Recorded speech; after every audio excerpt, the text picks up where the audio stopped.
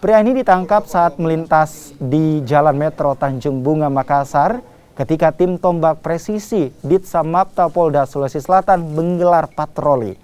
Berdasarkan gerak-geriknya yang mencurigakan, polisi kemudian menggeledah dan menemukan dari dalam tas pelaku puluhan liter minuman keras jenis balo. Pelaku mengaku 60 liter minuman keras jenis balo ini didapatkan dari temannya dan akan dijual di wilayah Kota Makassar.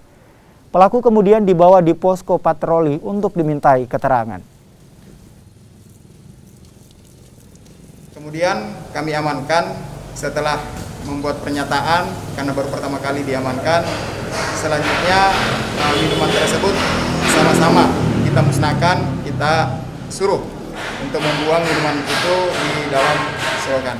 Oke, Bang, biasanya mereka bawa kemana nih, Bang?